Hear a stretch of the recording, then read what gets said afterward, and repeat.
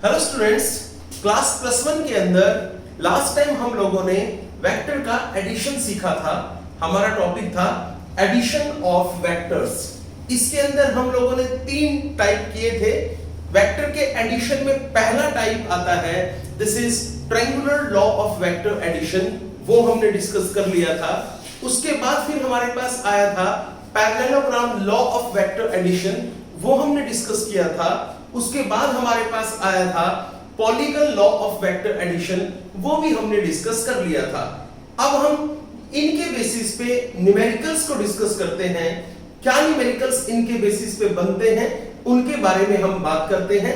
Numerical शुरू करने से पहले आपको एक बार फॉर्मूला रिवाइज करा देता हूं, ताकि आपको पता चले कि कहां पर किसकी वैल्यू को पुट करना है। आपको याद होना चाहिए कि अगर हम parallelogram law of vector addition को देखें तो उसमें यह कहा गया था कि अगर हमारे पास कोई 2 वेक्टर दे रखे हों और दोनों के दोनों वेक्टर एक ही पॉइंट से निकलते हों, तो उन दोनों वेक्टर्स का रिजल्टेंट एक पॉइंट देगा। ये लीजिए, आपने यहां पर 2 वेक्टर लिए हैं। एक वेक्टर हमारा p वेक्टर है, एक वेक्टर हमारा q वेक्टर है। दोनों वेक्टर्स के बीच में यहां पर एंगल थीटा है। इन दोनों वेक्टर्स का रिजल्टेंट जो होगा वो पैरेललोग्राम का डायगोनल होगा, और पैरेललोग्राम का वो डायगोनल जो इसी पॉइंट से निकलेगा जिस पॉइंट से ये दोनों वेक्टर्स निकलते हैं। ये हमारे पास parallelogram law of vector addition की स्टेटमेंट थी। इसके अंदर अब हम सबसे पहले ये पैरेललोग्राम कंप्लीट कर लेंगे। हमने किया, यहां पर हम पैरेललोग्राम का डायगोनल ले लेंगे, ये हमने लिया, और पैरेललोग्राम के इस डायगोनल का जो रिजल्टेंट है दैट रिजल्टेंट इज r, ये रिजल्टेंट हमने लिया। This point is o, this is a, this is b, this is c, ये हमने किया। जो ये रिजल्टेंट हमारे पास आया है, अगर हम इस रिजल्टेंट का मैग्नीट्यूड निकालते हैं तो रिजल्टेंट का मैग्नीट्यूड हमारे पास क्या है, इसके बारे में हम बात करते हैं।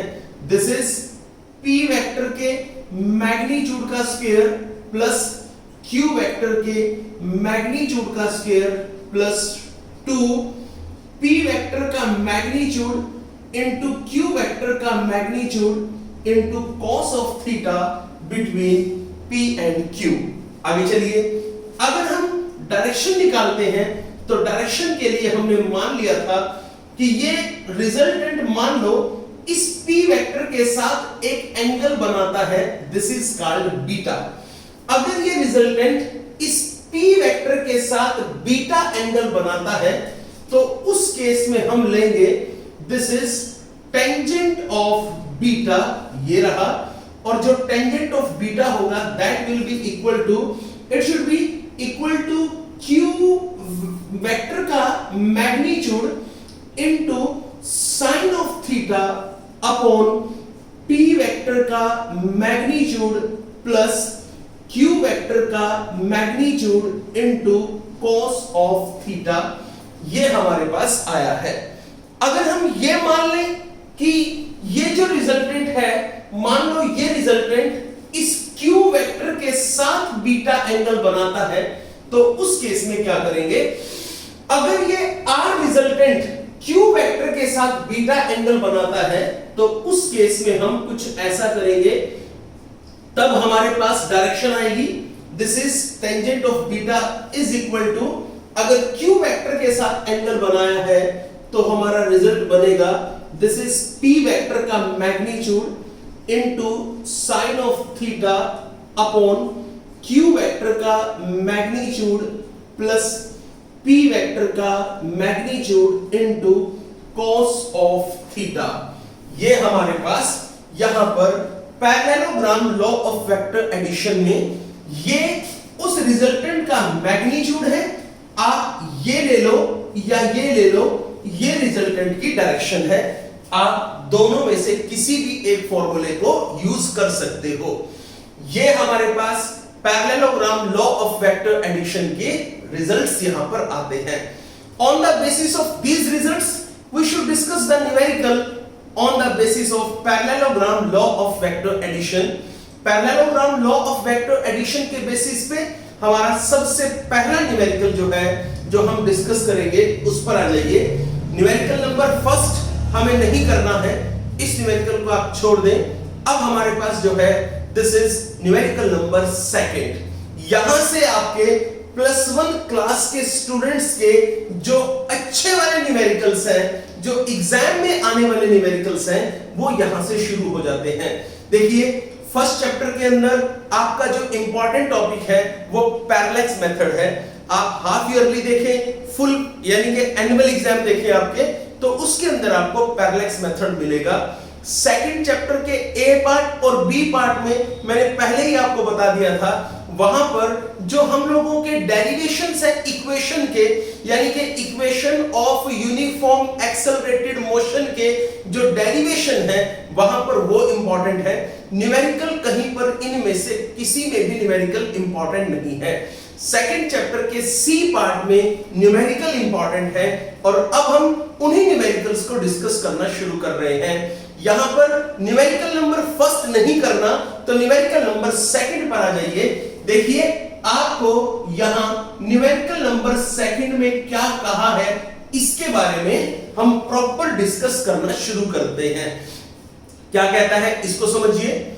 इसने कहा 2 forces 5 Newton and 7 Newton act on a particle with an angle of 60 degree between them। 2 force हमने ली, एक 5 न्यूटन है, एक 7 न्यूटन है, दोनों की दोनों एक पार्टिकल पे एक्ट कर रही हैं with an angle of 60 degree between them। Find the resultant force। आपको रिजल्टेंट फोर्स कैलकुलेट करनी है। तो आप यहां पर समझिए क्या है, आप ये समझिए कि जो F1 फोर्स है that is equal to 7 newton. आप F1 फोर्स का सिर्फ मैग्नीट्यूड ले, ये रहा, दिस इज इक्वल टू पहला F1 फोर्स हमारा 5 न्यूटन है, सेकंड यानी कि F2 force is equal to 7 newton है। और बड़ा सिंपल सा क्वेश्चन है, इनके बीच में जो एंगल दे रखा है that is theta, this is 60 degree. Find the resultant force. आपको यहां पर रिजल्टेंट फोर्स कैलकुलेट करना है। देखिए कैसे करेंगे। आपको F1 दे रखा है, आपको F2 दे रखा है, आपको एंगल थीटा दे रखा है, आपको रिजल्टेंट कैलकुलेट करना है। तो आपको रिजल्टेंट का फॉर्मूला पता है, ये रहा रिजल्टेंट का फॉर्मूला। कैसे करोगे इसको समझो। आप समझिए 2 फोर्सेस का जो रिजल्टेंट होगा उसको आप यहां पर लिखेंगे, दिस इज आर वेक्टर का मैग्नीट्यूड, यानी कि रिजल्टेंट का magnitude is equal to first is F1 के मैग्नीट्यूड का स्क्वायर प्लस F2 के मैग्नीट्यूड का square plus 2F1 F2 into cos of 60 degree. आगे चलिए नेक्स्ट इज, यहां पर हम इधर आ गए, इस पर आ जाइए। F1 की बात करें, F1 का स्क्वायर यानी कि 5 का स्क्वायर प्लस F2 की बात करें, दिस इज 7 का स्क्वायर प्लस 2 इंटू F1 यानी कि 5, F2 यानी कि 7 इंटू cos ऑफ 60 डिग्री यानी कि 1/2। आगे चलिए नेक्स्ट। अब हमारे पास क्या है, उससे आगे आइए। अब हम इससे नेक्स्ट स्टेप पे आते हैं, उसको देखिए। ये हमारे पास क्या बनता है इसको समझिए।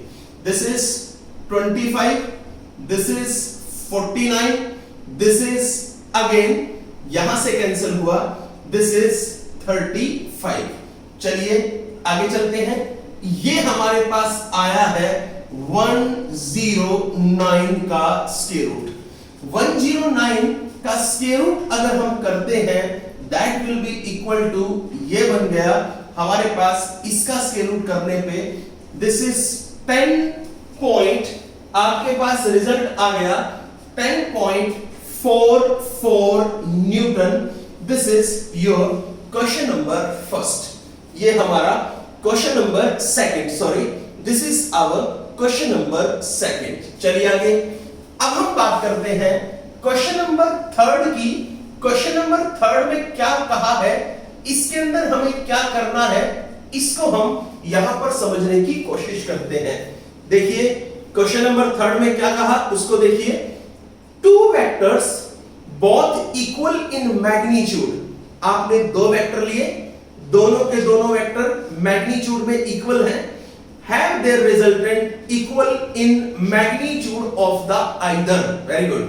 क्या कहा, आपने दो वेक्टर लिए, दोनों के दोनों वेक्टर्स का मैग्नीट्यूड एक दूसरे के इक्वल है, दोनों के दोनों वेक्टर्स का रिजल्टेंट आपने लिया, और जो रिजल्टेंट लिया है वो रिजल्टेंट भी दोनों में से किसी एक वेक्टर के मैग्नीट्यूड के इक्वल है। Find the angle between the two vectors.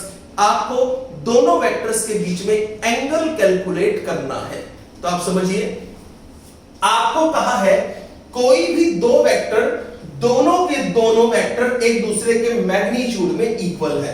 तो हम मान लेते हैं लेट, यहां से हमने लिया P एंड Q, ऐसे ले लो, P vector and Q vector are two vectors, ऐसे बोल देंगे, let P and Q are two vectors.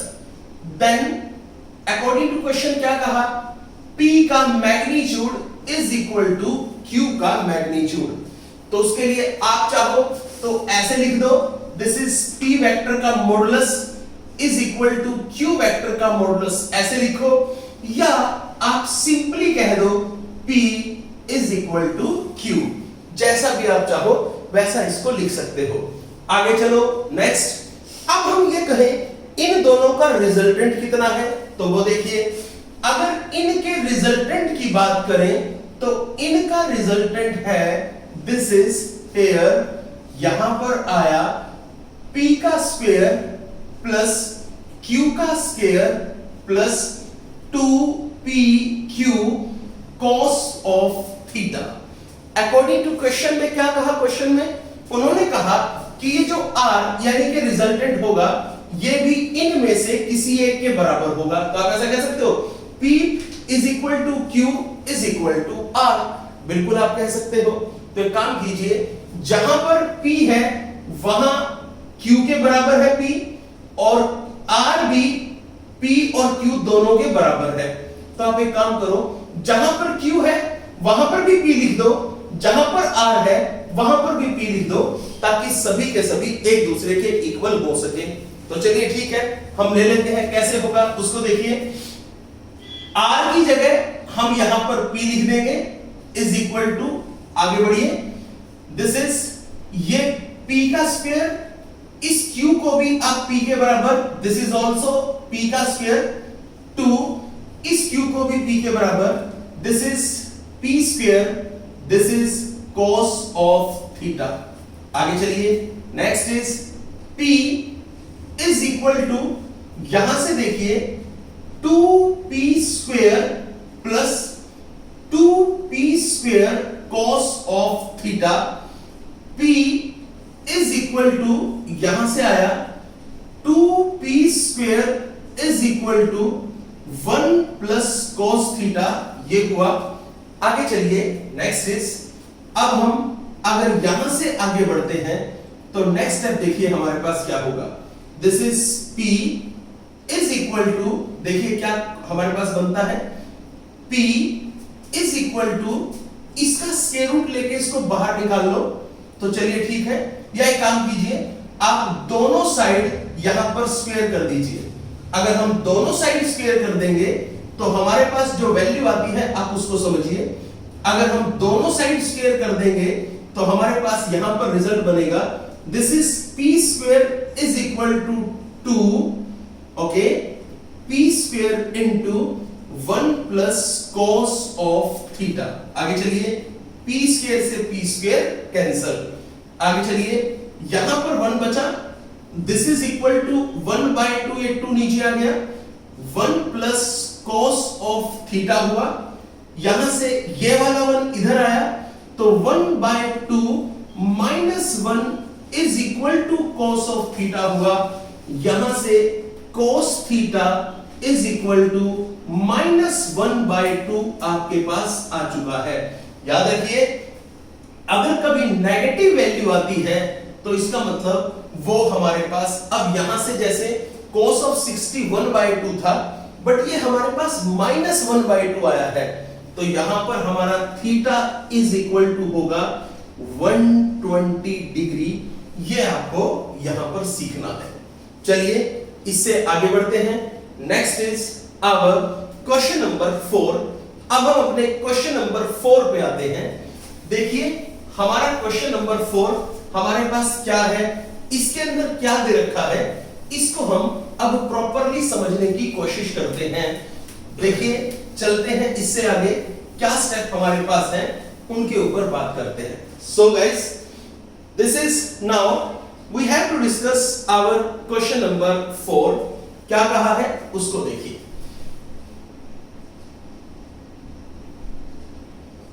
It says two forces whose magnitudes are in the ratio of 3:5। आपके पास दो फोर्स है जिनका मैग्नीट्यूड जो है वो 3:5 के रेशो में है। Give a resultant of 35 newton. If the angle of inclination be 60 degree, calculate the magnitude of each force. इनके बीच में एंगल ऑफ इंक्लिनेशन 60 डिग्री है, आपको हर एक फोर्स का मैग्नीट्यूड कैलकुलेट करना है। सो आप क्वेश्चन को बड़े आराम से समझिए, क्या इसके अंदर हमें कह रखा है। It says two forces whose magnitudes are in the ratio of 3:5। तो एक काम कीजिए, लेट हम ले लेंगे फर्स्ट फोर्स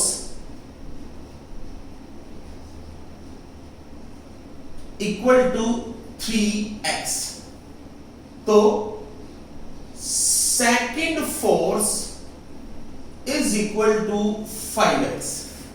अगर फर्स्ट फोर्स 3x है और 5 फोर्स सेकेंड फोर्स 5x है, आगे चलिए नेक्स्ट, इसमें क्या कहा, इट सेज इनका रिजल्टेंट जो है दैट इज इक्वल टू 35। तो चलिए रिजल्टेंट का मैग्नीट्यूड हम निकालते हैं, और रिजल्टेंट के मैग्नीट्यूड का फॉर्मूला क्या बनता है, दिस इज 3x के मैग्नीट्यूड का स्क्वायर प्लस 5x के मैग्नीट्यूड का square plus 2 into 3x into 5x। आगे चलिए, यहां पर आता है cos ऑफ थीटा। आपको इस क्वेश्चन के अंदर थीटा की वैल्यू गिवन है, तो आप यहां पर थीटा की वैल्यू पुट कर दें, दिस इज ऑफ 60 डिग्री। चलिए आगे, यहां पर r की वैल्यू भी आपको गिवन है, this is 35। Now let us discuss क्या है उसको समझिए। 9x square plus 25x square plus this is 2 into this is 15x square into 1/2। इस 2 से ये वाला 2 कैंसिल हुआ, आपके पास it should be equal to this is 25 plus 15 will become 40 plus में 9 will become 49x square। This is equal to 35। Now 35 is equal to 7, this is x, ये हमारे पास 7x आया है। Now x is equal to 35 upon 7 यानी कि 5, तो जो x है उसकी वैल्यू 5 आई है, तो बताइए इसके बेसिस पे हमारी जो फर्स्ट फोर्स होगी that will be equal to 3x है, x की वैल्यू हमारी 5 है, that will be 3 into 5 is equal to 15 newton, और जो सेकंड फोर्स होगी दैट विल बी 5x यानी कि 5 into 5 it should be 25 newton. ये रहा, तो हमारे पास फर्स्ट फोर्स भी आ चुकी है, सेकंड फोर्स भी हमारी आ चुकी है। अब हम चलते हैं next question. This is our question number 5। देखिए जरा क्वेश्चन नंबर 5 में क्या है, और क्वेश्चन नंबर 5 में हमें क्या करना है, कैसे करना है, इसके बारे में हम बात करते हैं। So let us discuss our question number 5 समझिएगा क्या हमें कह रखा है। इट सेज, यहां पर हमें कहा that two forces equal to P and 2P newton. हमने दो फोर्स ली है, एक फोर्स उनमें से P है, दूसरी फोर्स उनमें से 2P है। तो पहली फोर्स हुई P, दूसरी फोर्स हुई 2P act on A particle. दोनों की दोनों फोर्सेस किसी एक पार्टिकल पे एक्ट कर रही हैं। आगे चलिए, if the first be double and second be increased by 20 newton, the direction of the resultant is unaltered, find the value of P। तो आप समझिए इस क्वेश्चन को आप किस तरीके से करेंगे, ये इतना आसान नहीं है। आप इस क्वेश्चन को समझिए कैसे होगा। देखिए, two forces P and 2P Newton act on A particle. तो समझिए, मान लीजिए आपने यहां पर एक पार्टिकल ले लिया, इस पार्टिकल पे दो फोर्स लगी हुई है। एक फोर्स हमने कह दी दिस इज P फोर्स, ये रही। सेकंड इज 2P फोर्स, ये रही। आगे चलिए, दोनों के बीच में कुछ ना कुछ एंगल है थीटा। चलिए, और क्या है, यहां पर हम इस पैरेललोग्राम को कंप्लीट कर देंगे। हमने कर दिया। आगे चलिए, अब हम यहां पर कहेंगे ये इनका रिजल्टेंट आया है, ये रहा। मान लो ये जो रिजल्टेंट यहां पर आया है, this resultant makes an angle beta with P vector. मान लो इस रिजल्टेंट ने बीटा एंगल बनाया है P वेक्टर के साथ, तो उस केस में हमारे पास यहां पर आएगा this is tangent of beta. आप देखिए टेंजेंट ऑफ बीटा क्या होगा, tangent of beta is equal to 2P, यहां पर होगा 2P sine theta upon this is P plus Q, Q मतलब ये वाला 2P, P plus 2P cos of theta, this will be named as equation number first। हम इसको कहेंगे। Next, इसी का पार्ट हमें क्या कहा उसको भी सुन लीजिए। अब हमें कहा है कि अगर if the first be doubled and second be increased by 20 Newton, अगर हम फर्स्ट फोर्स को डबल कर दें, यानी कि जो फोर्स, जो वेक्टर हमारे पास दे रखा है, जो हमारा फर्स्ट यानी कि P है, उस P को तो हम 2P कर दें, और ये जो 2P था इसको हम 2P प्लस 20 कर दें, तो भी हमारी डायरेक्शन सेम रहेगी। दैट मींस यहां पर अभी भी हम इसको टेंजेंट बीटा ही कहेंगे। कैसे, देखिए 2P plus 20 into sine of theta upon this is 2P। देखिए ये वाला 2P वैसा ही है, उसमें हमने सिर्फ 20 ऐड किया है। यहां पर ये वाला P डबल हुआ। आगे चलिए, next is this is again 2P plus 20 cos of theta। This is equation number second. Now, from equation first and second, अब हम इक्वेशन फर्स्ट और सेकंड को देखेंगे, उसको समझिए क्या है। This is 2P sin theta upon P plus 2P cos theta is equal to this is 2P plus 20 sine of theta upon 2P plus 20 cos of theta। ये दोनों हमारे पास एक दूसरे के इक्वल हो जाते हैं। अब हम यहां से एक थ्योरम का यूज करेंगे और उसमें हमें ये कहा है, आप सुन ले ध्यान से, this upon this is equal to this upon this. अब ये यहां पर एक थ्योरम इंप्लीमेंट होगी। दैट थ्योरम सेज अगर हमारे पास a upon b is equal to c upon d हो तो ये वाली वैल्यू इक्वल होती है a minus c upon b minus d equal to 0।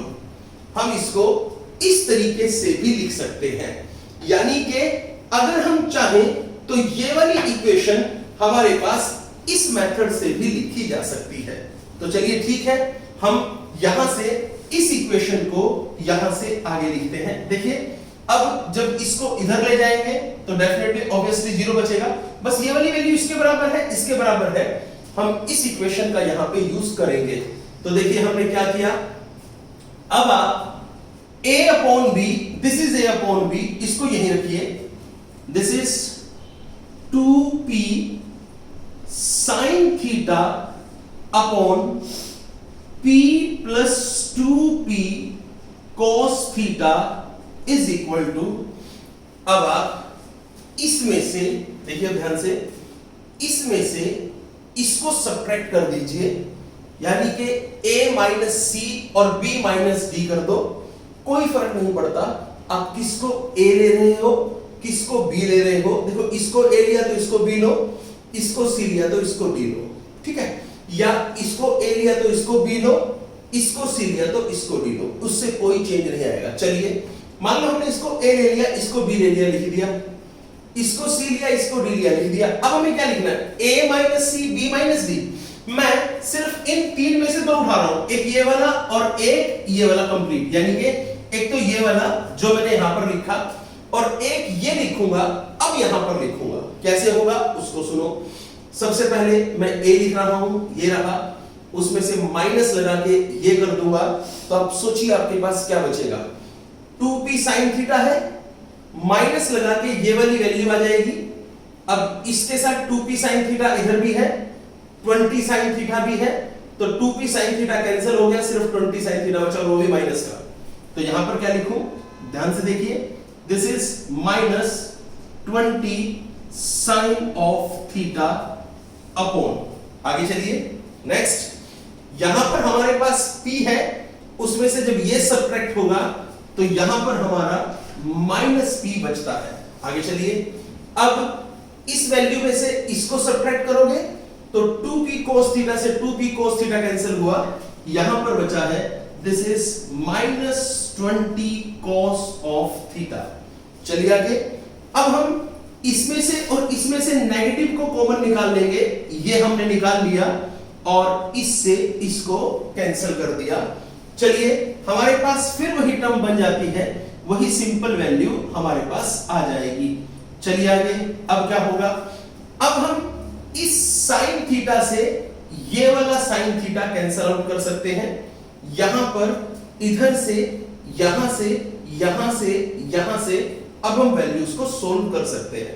देखिए कैसे सोल्व होगा उसको समझिए। दिस इज नाउ, इसको इसके साथ मल्टीप्लाई कीजिए, क्या बना, दिस इज 20p ये रहा प्लस 40p, देखिए यहां पर 40p cos of theta is equal to, अब यहां जाओ, दिस इज 2p स्क्वायर, आगे चलिए next is this is 20 into 2 40, this is 40p, आगे चलिए क्या है, cos of theta, 40p cos of theta. चलिए नेक्स्ट इज इस 40p cos थीटा से 40p cos थीटा कैंसिल हुआ, हमारे पास यहां पर आया this is 20p is equal to 2p square. Next is इस p से ये वाला p कैंसिल हुआ, this is 20 is equal to 2p। Now यहां से देखा p is equal to 10 newton हमारा आ चुका है, यानी कि p की वैल्यू हमारे पास 10 न्यूटन आ चुकी है। तो चलिए ठीक है, अगर P की वैल्यू 10 न्यूटन आई है तो सेकंड फोर्स हमारे पास क्या होगी, second will be equal to second है क्या हमारे पास 2P, that will be equal to second force is equal to 2P equal to 20 newton. तो क्वेश्चन नंबर 5 में हमारे P1 की वैल्यू भी आ चुकी है 10 न्यूटन और P2 की वैल्यू भी हमारी आ चुकी है, दिस इज 20 न्यूटन। अब हम चलते हैं हमारे क्वेश्चन नंबर 6 पे। देखिए भाई क्वेश्चन नंबर 6 में हमें क्या करना है, न्यूमेरिकल नंबर 6 में हमें क्या दे रखा है, क्या हमें उसके अंदर समझना है, इसके बारे में हम यहां पर अब डिस्कस करना शुरू करते हैं। सो अब हमारा क्वेश्चन नंबर 6 ध्यान से सुनिए। क्वेश्चन नंबर 6 में हमें क्या कहा है, it says the greatest and the least resultant of the two forces acting at a point are 29 Newton and 5 Newton respectively. If each force is increased by 3 Newton, find the resultant of the two new forces acting right angle to each other. ध्यान से सुनना, question क्या है, the greatest and the least resultant of two forces acting at a point are 29 Newton and 5 Newton. पहला question ये है कि आपके पास कोई दो फोर्स दे रखी हैं, उनका ग्रेटेस्ट और लीस्ट रिजल्टेंट भी आपको दे रखा है। तो एक बात बताइए, सबसे पहले अगर हम देखें, let P and Q are two forces. अगर हमने P और Q दो फोर्सेस लिए, देन अगर हम उनका ग्रेटेस्ट रिजल्टेंट देखें, ग्रेटेस्ट रिजल्टेंट,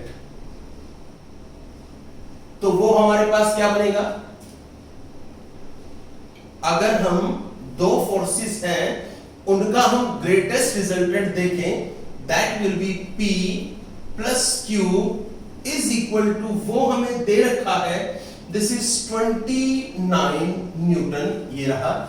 अगर हम उनका लीस्ट रिजल्टेंट देखें तो least resultant is equal to, this is P minus Q is equal to 5। चलिए आगे, अगर हम यहां से P और Q की वैल्यू कैलकुलेट करें, वो कैसे होगा उसको देखो। इस Q से ये वाला Q cancel, this is 2P is equal to 34, ये रहा। यहां से देखा P is equal to 17 Newton, ये रहा। आगे बढ़िए, अगर हम Q की बात करते हैं तो यहां से हम Q की वैल्यू भी कैलकुलेट कर लेंगे, वो कैसे, P minus Q is equal to 5 है। आप P की जगह यहां पर 17 पुट कीजिए, यहां पर हम सोल्व करेंगे, minus Q is equal to 5 minus 17 is equal to minus 12, इस माइनस से minus cancel, Q is equal to 12 newton, ये हमारे पास यहां पर आ गई है। तो P की वैल्यू 17 न्यूटन है, Q की वैल्यू 12 न्यूटन है, ये हमारे पास एक तरीके से आ गई है। If each force is increased by 3 Newton. अब सेकंड केस पर आ जाओ। अगर हम सेकंड केस की बात करें तो सेकंड केस में कहता है कि अगर हम हर एक फोर्स को इंक्रीज कर देते हैं 3 न्यूटन से, तो देखिए इट वाज फर्स्ट केस, ये हमारा फर्स्ट केस था, ये सेकंड केस है। इसमें क्या कहा, अगर हम दोनों फोर्सेस को इंक्रीज कर देते हैं 3 न्यूटन से, क्या बन गया, दिस इज 20 न्यूटन, एक हो गया। Q की वैल्यू क्या बन गई, दिस इज 15 न्यूटन, सेकंड हो गया। फिर कहा अब यहां पर कि अगर हम दोनों फोर्सेस को 3 न्यूटन इनमें ऐड कर दिया, ठीक है, हमने दोनों फोर्सेस में 3 न्यूटन ऐड कर दिया, find the resultant of two new forces, definitely new forces हैं, बट अब उसमें थोड़ा चेंज दिखा देना। पहली फोर्स P थी, अब P डैश है, दूसरी Q थी, अब वो Q डैश है, बिकॉज P की वैल्यू 17 है, Q की वैल्यू 12 है, P डैश की वैल्यू 20 न्यूटन है और Q डैश की वैल्यू 3 एक्स्ट्रा करके दिस इज 15 न्यूटन है। इनके बीच में अब अकॉर्डिंग टू क्वेश्चन अगर ये एक दूसरे के परपेंडिकुलर है, इन दैट केस हमें इनका रिजल्टेंट कैलकुलेट करना है। We have to calculate the value of the resultant if these have 90 degree angle between them. Then how to solve it? आप समझ लीजिए, बिल्कुल सिंपल होगा। कैसे? यहां पर इनके बीच में एंगल दोनों के बीच में 90 डिग्री है। अब आपको इनका रिजल्टेंट निकालना है, तो आपके पास रिजल्टेंट निकालने का फॉर्मूला तो बिल्कुल एग्जैक्ट दे रखा है। अब आप यहां पर रिजल्टेंट का फॉर्मूला पुट कर दीजिए। This is R vector is equal to, हमेशा आपको पहले फॉर्मूला लिखना है क्योंकि फॉर्मूला के मार्क्स होते हैं। तो यहां पर क्या बनेगा? दिस इज P डैश के मैग्नीट्यूड का स्क्वायर प्लस Q डैश के मैग्नीट्यूड का स्क्वायर प्लस 2P डैश का मैग्नीट्यूड इंटू Q डैश का magnitude into cos of 90 degree. और आप सुन लीजिए, जो cos 90 होता है दैट इज इक्वल टू 0। जैसे 0 होगा ये सारी की सारी वैल्यू हमारे पास 0 आ जाएगी। आगे चलिए, नेक्स्ट इज, अब हम यहां से और आगे बढ़ते हैं। This is to discuss P dash के मैग्नीट्यूड का स्क्वायर, ये रहा हमारा P डैश, इसके मैग्नीट्यूड का स्क्वायर करूंगा, दिस इज 20 का स्क्वायर प्लस Q डैश की वैल्यू ये रही, दिस इज 15 का स्क्वायर। आगे चलिए, next is, this is 400 plus 225, ये हमारे पास आया। अगर हम इन दोनों को ऐड कर दें तो ये हमारे पास बनेगा 625 और इसका स्क्वायर रूट हमारे पास आया। R वेक्टर का magnitude is equal to 25 newton. ये हमारा यहां पर इसके अंदर, this is our question number 6। Now let us discuss our last question today. This is question number 7। समझिए, क्वेश्चन नंबर 7 में क्या करना है, क्या दे रखा है, इसके अंदर हम इसको भी स्टडी करने की कोशिश करते हैं। So now to discuss our question number 7 क्या है, समझिए please. It says the sum of the magnitude of two forces acting at a point is 18 newton and the magnitude of their resultant is 12 newton. इसने कहा आपके पास कोई दो forces दे रखी हैं, उन दो फोर्सेस का मैग्नीट्यूड का सम जो दे रखा है that is 18 newton and the magnitude of their resultant is 12 Newton. If the resultant makes an angle 90 degree with the force of smaller magnitude, what are the magnitude of the two forces? आप question को समझिए, क्या कहा उसको देखिए। आप यहां से the sum of the magnitude of two forces, आप ध्यान से देखिए, यहां पर आपने दो फोर्सेस बना दिए इसी पॉइंट से। एक आपने कहा ये वाला हमारा दिस इज P वेक्टर, ये रहा। दूसरा हमारा Q वेक्टर, ये रहा। ये वाला जो P है ये स्मॉल फोर्स है और ये वाला लार्ज फोर्स है। चलिए आगे, अकॉर्डिंग टू क्वेश्चन देखा जाए तो P plus Q is equal to 18 newton. Definitely हमारे पास दे रखा है sum of the magnitude of the two forces acting at a point is 18 newton, हमें कह दिया गया। आगे चलिए, and the magnitude of their resultant is 12 newton. इनके रिजल्टेंट का मैग्नीट्यूड हमें 12 न्यूटन दे रखा है। वो कैसे होगा वो देखो, ये रहा रिजल्टेंट हमारे पास इस तरीके से, दिस इज इक्वल टू, आ जाइए इधर, P के मैग्नीट्यूड का स्क्वायर प्लस Q के मैग्नीट्यूड का square plus 2PQ cos of theta. अगर ये रहा तो इसकी वैल्यू हमारे पास 35 है, दिस इज इक्वल टू 35। चलिए, बहुत अच्छा क्वेश्चन है। This is question number 7। ये इक्वेशन फर्स्ट बनी, यहां पर हमारे पास this is equation number second. चलिए अब हम इससे आगे बढ़ते हैं। नेक्स्ट पॉइंट में हमें कहा इसके अंदर and the magnitude of the resultant is 12 newton, ये हमने लिया, sorry this is given 12 newton, ये हमने यहां पर ले लिया है। आगे चलते हैं, नेक्स्ट और क्या है उसको समझ लीजिएगा। यहां से आगे चलिए। अब हमारे पास if the resultant makes an angle 90 degree with the force of smaller magnitude, अगर जो रिजल्टेंट है वो 90 डिग्री का एंगल बनाता है स्मॉलर मैग्नीट्यूड वाले फोर्स के साथ। अब आप उसको भी थोड़ा ध्यान से देखिए। क्या ये कहता है कि अगर रिजल्टेंट ने स्मॉलर मैग्नीट्यूड वाले फोर्स के साथ एंगल बना लिया है, कितने का? फोर्स के साथ एंगल बनाया, दैट इज 90 डिग्री। अब आप एक काम करें, बहुत अच्छा इसमें आपको बता रहा हूं आपको करना कैसे है। आप यहां से काम कीजिए, ऐसे मान लीजिए लेट फर्स्ट वेक्टर या first force is equal to P, ये रहा। Second force is equal to Q and that Q is equal to 18 minus P, क्योंकि फर्स्ट फोर्स को हम लोगों ने P मान लिया, सेकंड फोर्स Q है and that Q is equal to 18 minus P, ये हमारे पास यहां पर आ जाता है। अब हम इससे आगे बढ़ते हैं।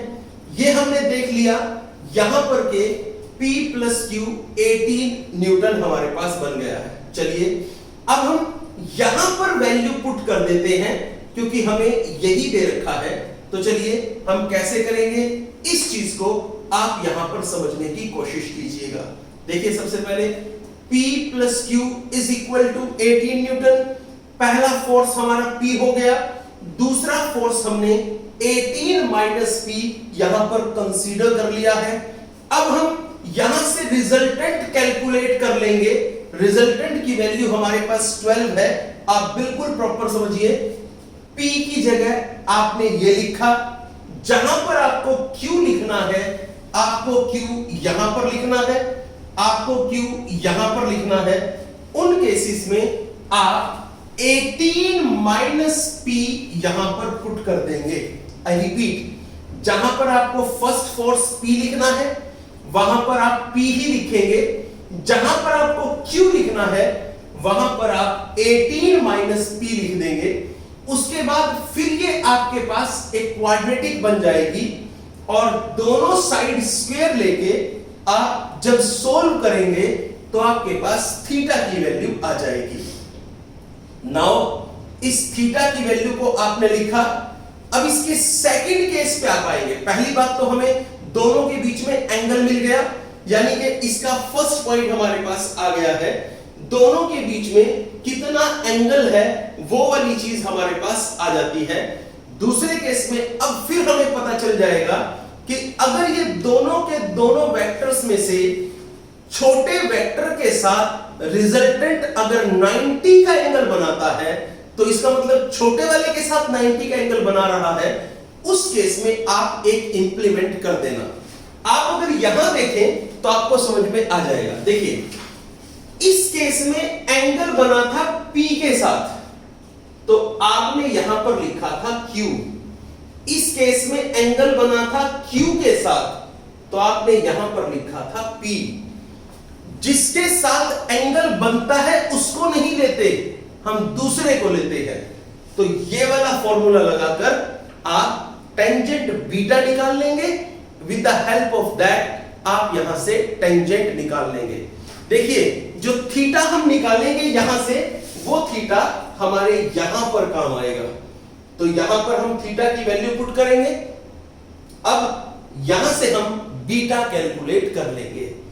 ये क्वेश्चन आपको करना है। ये आपका होमवर्क है।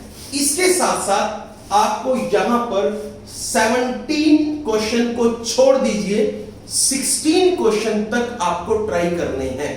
तो देखिए फर्स्ट 7 तक मैंने बता दिए हैं, नेक्स्ट 9 क्वेश्चन जो है नेक्स्ट वाले वो आपको ट्राई करने हैं। आई होप आपको समझ में आ गया होगा। जो भी आपका डाउट हो वो डाउट आप मुझसे डिस्कस कर लें। All the best.